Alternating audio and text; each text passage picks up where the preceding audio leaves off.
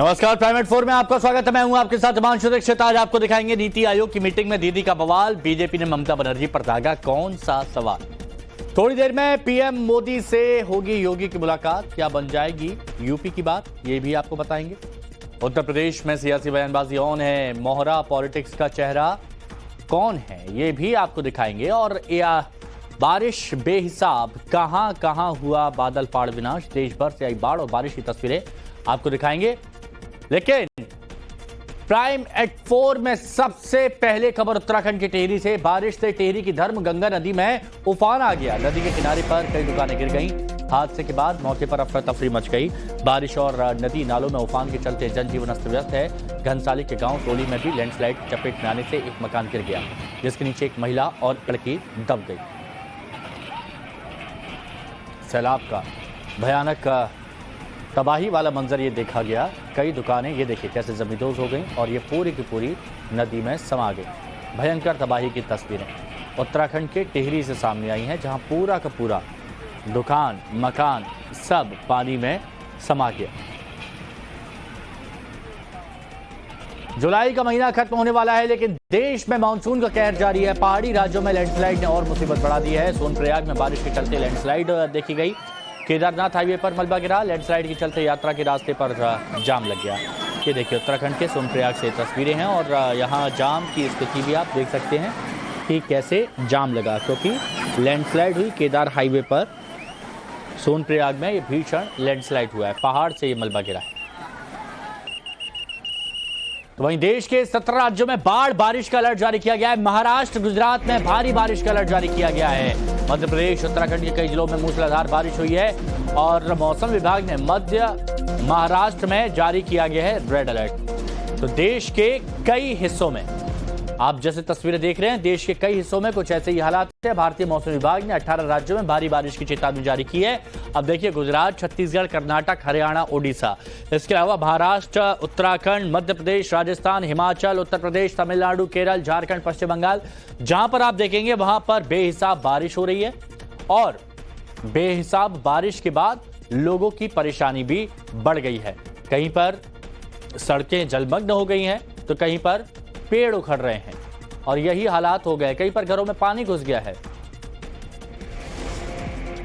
तो एक और बड़ी खबर, सोनप्रयाग के पास केदार हाईवे ध्वस्त हुआ। ये देखिए, ये तस्वीर आप देखिए, केदार हाईवे ये ध्वस्त हो गया। पुल के पास सड़क टूट गई। श्रद्धालुओं को रोक दिया गया है।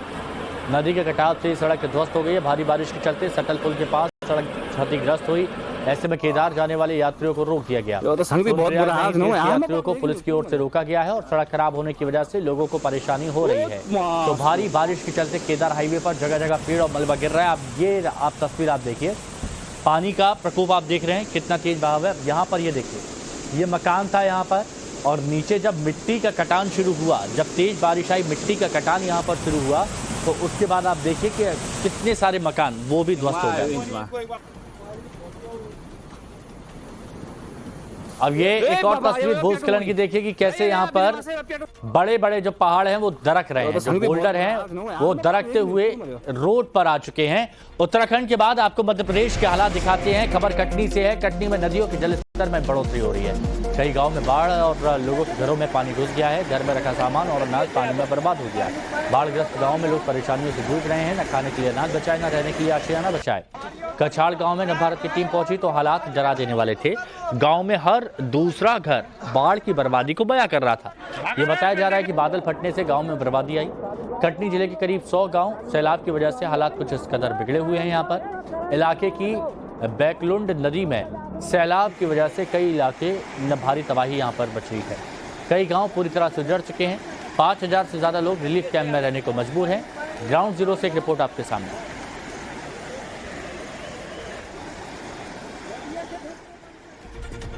तो ये तस्वीर आप देखिए, ये तस्वीर आप देखिए, जोखिम में जिंदगी है। पुल पर कैसे पानी यहां पर आ गया है। नदियां उफान पर हैं और घर सैलाब में डूबे हुए हैं। तो ये कटनी में कोहराम की तस्वीरें हैं, ये बाकी जगह की नहीं है।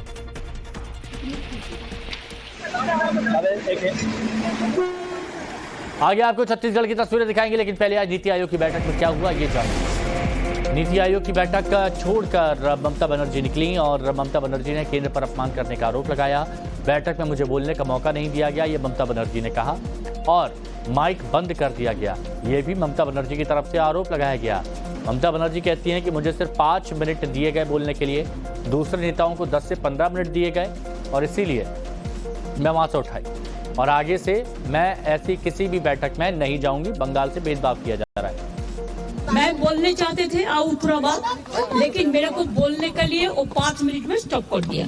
जब हमारा से बहुत आगे जो बोला है 5 जन, वो लोगों ने कोई 20 मिनट बोला, कोई 15 मिनट बोला, कोई 10 मिनट बोला, और अपोजिशन का ओर से मैं अकेला आया, लेकिन तब भी मेरे को 5 मिनट में स्टॉप कर दिया। This is इंसल्टेशन। I will not attend any meeting further. तो ममता बनर्जी के आरोपों पर बीजेपी ने पलटवार किया। वित्त मंत्री निर्मला सीतारमण ने कहा, माइक बंद करने का आरोप बिल्कुल झूठा है, ममता बनर्जी को सच बोलना चाहिए। बैठक में हर मुख्यमंत्री को बोलने के लिए समय दिया गया है, ये ममता बनर्जी के आरोपों पर निर्मला सीतारमण ने कहा।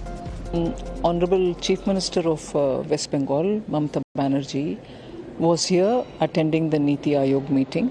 We all heard her, even as she spoke. Every Chief Minister was given an allotted time, and that was displayed on the screen which was present before every table. But apparently she is now conveyed to the media, or conveyed through the media, that her mic was put off. That is completely false. Every Chief Minister was given their due time to speak, but it's unfortunate that the Chief Minister of West Bengal, Mamata Banerjee, has claimed that as switching off her mic, which is not true. I wish Mamata Banerjee would please say the truth behind this rather than again build a narrative based on falsehood. वहीं ममता बनर्जी के दावे पर अधीर रंजन चौधरी की तरफ से पलटवार किया गया है। एक बड़ी खबर हम आपको यहां पर दिखाते हैं। नीति आयोग की बैठक में ममता ने ड्रामा किया है। ये कौन कह रहा है? ये अधीर रंजन कह रहे हैं। अब आप कहेंगे अधीर रंजन चौधरी तो कांग्रेस की तरफ से ऐसे कैसे बयान दे रहे हैं, लेकिन बंगाल में ये चलता है। बंगाल में कांग्रेस टीएमसी खुलकर आमने सामने है, बाकी जगह पर दोनों साथ में रहते हैं। नीति आयोग की बैठक में ममता बनर्जी जो कह रहे हैं, मुझे लगता है झूठ, ये सारे निहायत झूठ बोलते हैं। क्योंकि एक स्टेट की अगर कोई मुख्यमंत्री को इस तरीके की बोलने का मौका नहीं दिया जाता, बोलने की इजाजत नहीं दी जाती, ये मुझे ताज्जुब लगता है। और दूसरी बात यह कि हुआ क्या क्या होने वाला, पहले से उन्होंने ममता बनर्जी इसका इजाहर दे चुके हैं कि हमें बुलाए हैं, हम जाना चाहते हैं, लेकिन हुआ हमें बोलने को नहीं मिलेगा मौका। ये पहले जाने का पहले जो नौटंकी होते हैं ना, नौटंकी की सारे जो स्क्रिप्ट है बयान कर चुके थे वो। तो नीति आयोग की बैठक से कई विपक्षी शासित राज्यों के मुख्यमंत्रियों ने बहिष्कार किया। बजट में भेदभाव का आरोप लगाते हुए बहिष्कार किया गया। बैठक से बहिष्कार करने वाले मुख्यमंत्रियों में कौन कौन है? तमिलनाडु के सीएम हैं एमके स्टालिन, केरल के मुख्यमंत्री पिनराई विजयन हैं, आम आदमी पार्टी की अगुवाई वाली पंजाब और दिल्ली सरकार भी शामिल है, यानी भगवंत मान और अरविंद केजरीवाल तो जा ही नहीं सकते, आप समझ रहे हैं। इसके अलावा कर्नाटक के सीएम सिद्धारमैया, हिमाचल प्रदेश के सीएम सुखविंदर सिंह सुक्खू और तेलंगाना के सीएम रेवंत रेड्डी ने भी इस बैठक का बहिष्कार किया। नीति आयोग है क्या भाई? एक एकेडमिक एक्सरसाइज के लिए प्रधानमंत्री जी ने एक बॉडी बना दी। इसका हासिल क्या? 0/0, 0/सन्नाटा। प्लानिंग कमीशन से क्या दिक्कत थी?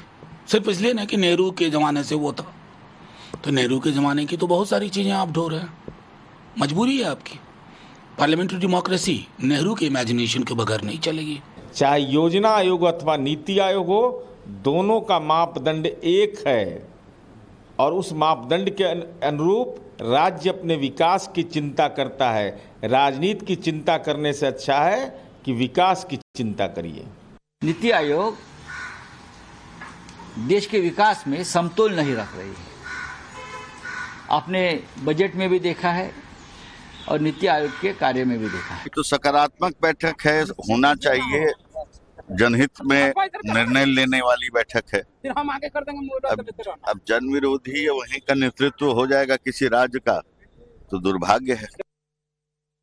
एक बड़ी खबर छत्तीसगढ़ के दंतेवाड़ा से आ रही है। बारिश चलते दंतेवाड़ा में बाढ़ जैसे हालात आ गए हैं। पहाड़ी इलाकों में बारिश से हालात बिगड़ गए हैं। मलबा और सैलाब कई बस्तियों में घुस गया है, लोगों के घरों में नुकसान, कई जानवर भी बह गए। प्रशासन ने इलाके के लोगों को अलर्ट किया है। बड़ी खबर आपको बता रहे हैं,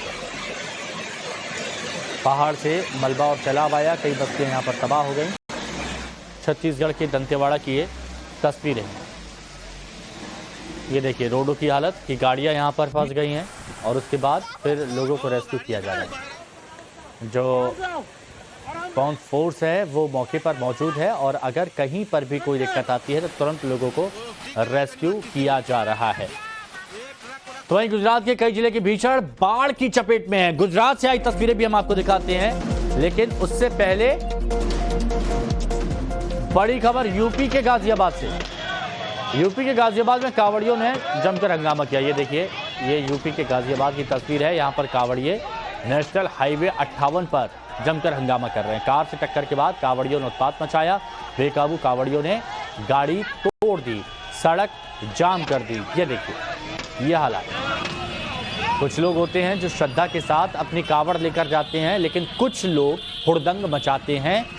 और ये देखिए,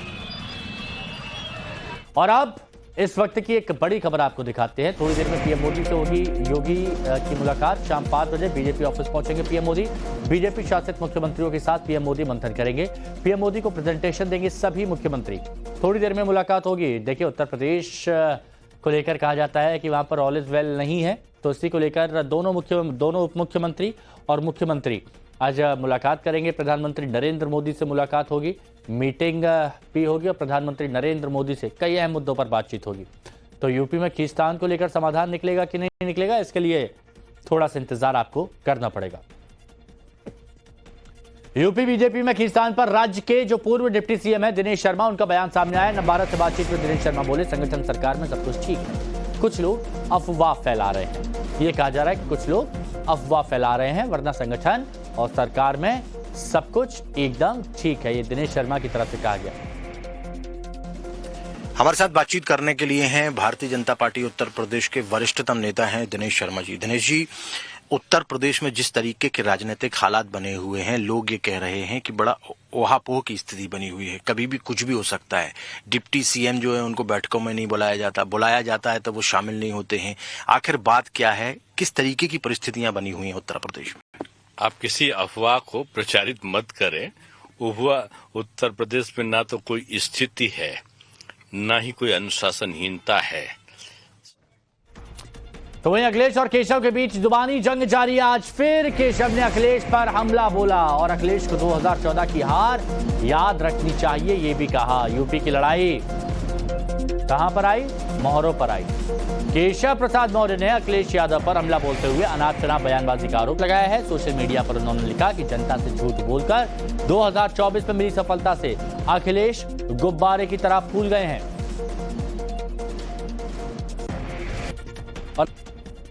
तो आम आदमी पार्टी के सांसद संजय सिंह ने बीजेपी पर आरोप लगाया है और आरोप पीयूष गोयल के नेतृत्व में बीजेपी सांसदों के सदन में शर्मनाक व्यवहार किया है, ये आरोप है। राज्यसभा में सत्ता पक्ष ने दबंगई दिखाई है, ये संजय सिंह कह रहे हैं।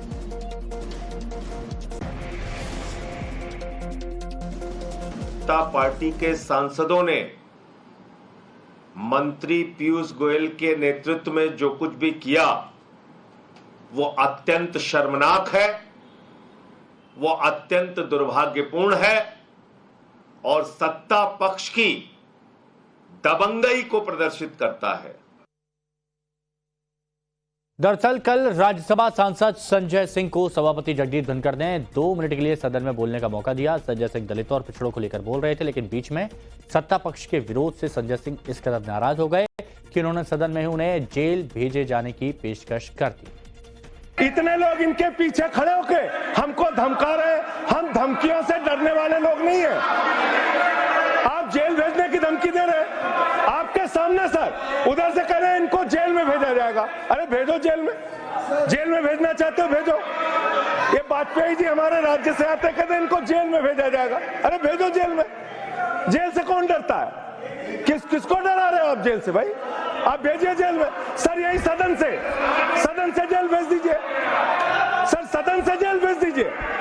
जेल से डराइए मत, मैं सिर्फ ये कह रहा हूं, सदन से जेल भेज दीजिए। आप सरकार में, सत्ता में, आप जेल भेजना चाहते हैं ओके। आप लोग चिल्ला रहे हैं जेल भेजेंगे, जेल भेजेंगे, यही से भेजिए। वहीं दिल्ली में जल भराव पर बीजेपी का आम आदमी पार्टी पर हमला देखने को मिला। सफाई के नाम पर केजरीवाल सरकार ने घोटाला किया है। जल बोर्ड, पीडब्ल्यूडी और एमसीडी में भ्रष्टाचार हुआ है। बीजेपी ने आरोप लगाया कि भ्रष्टाचार की वजह से दिल्ली में जल भराव की समस्या है। ये जो आप तस्वीरें देख रहे हैं ना, जगह जगह पानी भरा हुआ है, जल भराव है, कहीं पर ठेले को नाव की तरह से इस्तेमाल किया जा रहा है। तो बीजेपी कह रही है कि भ्रष्टाचार की वजह से है ये सब कुछ। दिल्ली में इस बार जो हालत है, इससे बुरी हालत हमने दिल्ली में कभी नहीं देखी। बारिशें पहले भी होती थीं, लेकिन 2-3 बारिश के बाद ऐसा लगता था कि पानी इकट्ठा हुआ 1-8 घंटे में ख़त्म हो जाता था। लेकिन अभी बारिश होने के बाद अगर 10-10, 12-12 घंटे पानी इकट्ठा हो रहा है, तो आप समझ लीजिए कि ड्रेन सफाई के नाम पर, नालों की सफाई के नाम पर अरविंद केजरीवाल की सरकार ने कितना बड़ा घोटाला किया है। अरविंद केजरीवाल सरकार के 3 डिपार्टमेंट, पीडब्ल्यूडी, जल बोर्ड और एमसीडी, तीनों का काम था इन्हें नालों की सफाई करना। लेकिन तीनों ने मिलकर नालों की सफाई के नाम पर भ्रष्टाचार किया, जिसका मूल कारण है कि छोटी सी बारिश में भी जल भराव हो जाता है। लोग पैदल सड़क पर चल रहे हैं, करंट लगने से उनकी मृत्यु हो रही है। इतनी लापरवाह सरकार, इतनी भ्रष्टाचारी सरकार दिल्ली में हमने कभी नहीं देखी। और अगर नैतिकता नाम की कोई चीज़ है, इन्हें तुरंत इस्तीफा देना चाहिए। दिल्ली को इन्होंने लूट के खा लिया है। दिल्ली को इससे बदतर हालत में हमने कभी नहीं देखा। और चलिए बात करेंगे गुजरात में आए कुदरत के सैलाब की। दक्षिणी गुजरात में सैलाब इस कदर संकट बना हुआ है कि सैकड़ों गांव टापू में तब्दील हो चुके हैं। हजारों लोगों को अपना घर छोड़ना पड़ रहा है। हालात बद से बदतर हो गए हैं। लोगों की आशाएं उनकी आंखों के सामने सैलाब में समा गए। नवसारी से बाढ़ के हालात की डरा देने वाली तस्वीरें आ रही हैं। नवसारी के गांव में भीषण बाढ़ आ गई है। हालात बिगड़ गए हैं। तस्वीरें आपके सामने हैं। राहत कैंप में रहने को लोग मजबूर हो गए हैं और बाढ़ में फंसे लोगों का रेस्क्यू करने के लिए टीमें जुटी हुई हैं। कई गांव में सरकारी स्कूलों को रिलीफ कैंप बनाया गया है। 10 कमरे के स्कूल में 150 से ज्यादा लोगों को रखा गया है। लेकिन हालात इस कदर बिगड़े हुए हैं कि स्कूलों में पानी तक भरा हुआ है। मार्केट कॉम्प्लेक्स तक को लोगों ने रहने के ठिकाना बना लिया। नवसारी के कलेक्ट्रेट के आसपास के मोहल्लों और गलियों में भी बाढ़ की वजह से कई इलाके पानी में डूब गए हैं। गुजरात पुलिस की टीम नवसारी में बाढ़ के बीच फंसे लोगों को रेस्क्यू करने में इस वक्त जुटी हुई है। लोग अपना सामान लेकर कई फीट पानी के बीच से पलायन करने को मजबूर हो गए हैं। मौजूदा हालात कैसे, हमारे संवाददाता विद्यानाथ झा बता रहे हैं। एक तस्वीर ये भी देखिए कि इस मुश्किल वक्त में आप देखेंगे कि यहाँ पर एक दुकान खुली हुई है। जो लोग यहाँ पहुँच रहे हैं उनको जो सामान दिया जा सकता है उनको ये जो दुकानदार हैं वो दे रहे हैं। और देखिए दुकान में भी आप देखेंगे तो पानी जो है वो कमर तक है। और यहाँ एक मकान मुझे नजर आ रहा है। इस मकान के बाहर कुछ लोग बैठे हुए हैं और अभी देखते ही देखते देखिए अब पानी जो है मेरी कमर को छूने को हो गया है। यानी कि जितना आगे मैं बढ़ रहा हूँ आप देखेंगे तस्वीरों में कि पानी का लेवल बढ़ता जा रहा है। पानी अब मेरे देखिए कमर से ऊपर आ गया है। और इधर एक दुकान जो मुझे नजर आ रहा है वो दुकान आप देखेंगे कि पानी उसमें भर गया है और आधे दुकान में पानी भरा हुआ है।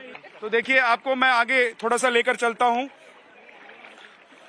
अब देखिए अभी भी तस्वीरों में आपको कुछ लोग नजर आ रहे हैं जो अपना घर छोड़कर और अपने हाथ में सामान समेटकर लौट रहे हैं ताकि जो स्कूल है जिसकी जो थोड़ी सी ज्यादा हाइट पर है, हालांकि वहां पर भी पानी अब पहुंच चुका है, लेकिन इंतजाम यही किया गया है कि वहां पर लोग रहें।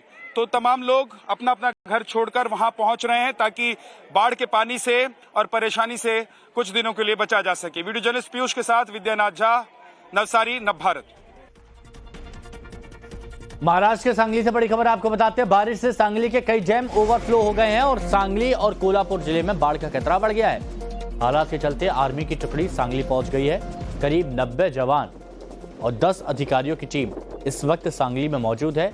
रेस्क्यू और राहत के सामान भी यहां पर आर्मी अपने साथ में लेकर आई है। आर्मी ने हालात का जायजा भी लिया है। अगर जरूरत लगी तो लोगों को सुरक्षित ठिकानों पर पहुंचाया जाएगा, यह भी आर्मी ऑफिशियल्स की तरफ से कहा गया है।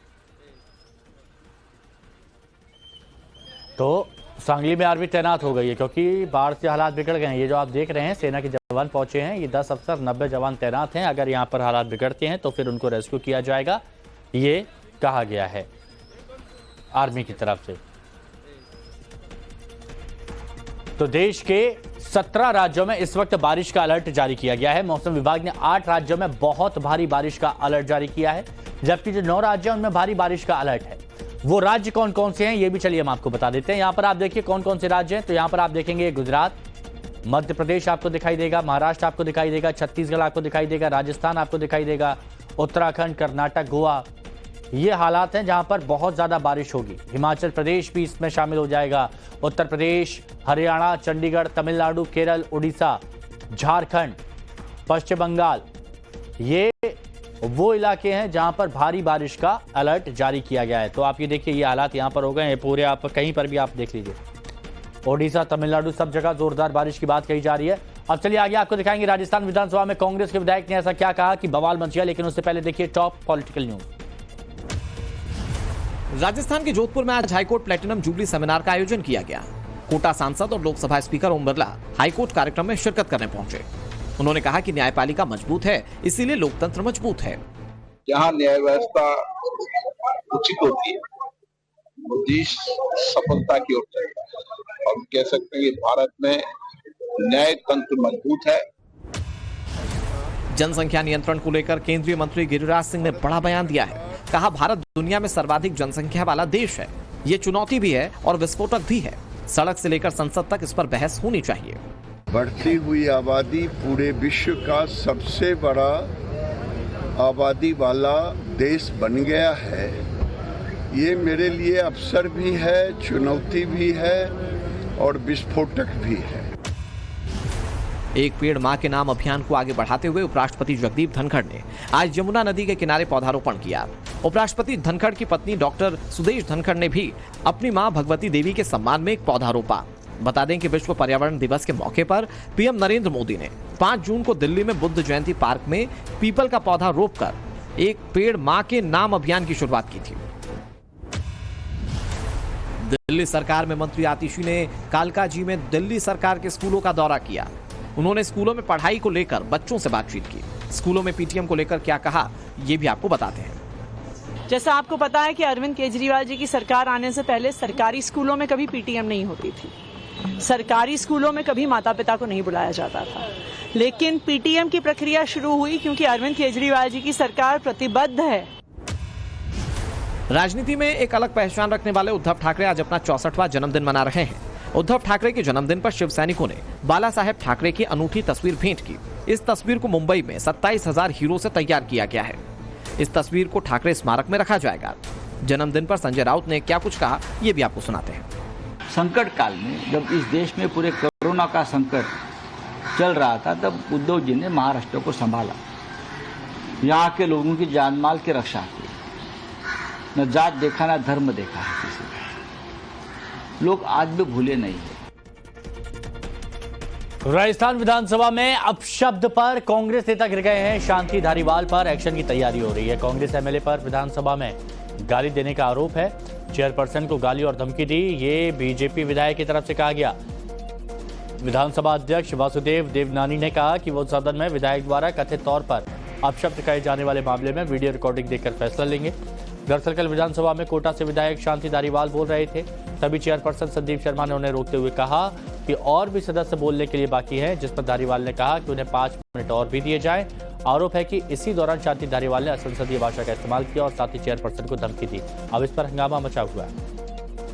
अरे वो तो कितने ही बोलने वाले हो तो देर तक चला लेना, लेकिन 5 मिनट दे दो। आप बोलिए, तुम कोटा लेना नहीं देना तुम्हें। अरे वो तो कितने ही बोलने वाले हो तो देर तक चला लेना, लेकिन 5 मिनट दे दो। आप बोलिए, तुम कोटा लेना नहीं देना तुम्हें। वहीं बीजेपी इस मुद्दे पर हमलावर है। बीजेपी विधायक ने राजस्थान विधानसभा में ही कांग्रेस विधायक शांति धारीवाल के बयान पर आपत्ति जताई, सख्त से सख्त कार्रवाई की मांग की। और कोटा जाना मैं देख लूंगा ये गाली दी और किसी ने ऑब्जेक्शन नहीं किया। मैं खड़ा हुआ उस समय। सभापति महोदय, मेरा निवेदन है, इस तरह की संसदीय भाषा राजस्थान विधानसभा की गरिमा पूरे देश में गिरा रही है। अभी सारे टीवी चैनल पे चल रहा है और यूट्यूब पे चल रहा है। मैं सभापति महोदय आपसे निवेदन करना चाहता हूं कि उनके खिलाफ सख्त से सख्त कार्रवाई होनी चाहिए ताकि भविष्य में कोई इस सदन में इस तरह की गाली नहीं दे। ये बहुत गंभीर बात है, निंदनीय है, शर्मनाक है कि कोई भी जो मंत्री रहा, वरिष्ठ विधायक हो, उसके मुंह से माँ बहन की गाली जैसा शब्द निकले, मैं समझ सदन की परंपरा भी नहीं रही है, कोई एक्सपेक्ट नहीं करता। मैं इस पर परसों जो है खुद वीडियो सुन करके सारी चर्चा करके संसदीय मंत्री बाकी सब लोग चर्चा करके इस पर निर्णय दूंगा। आगे आपको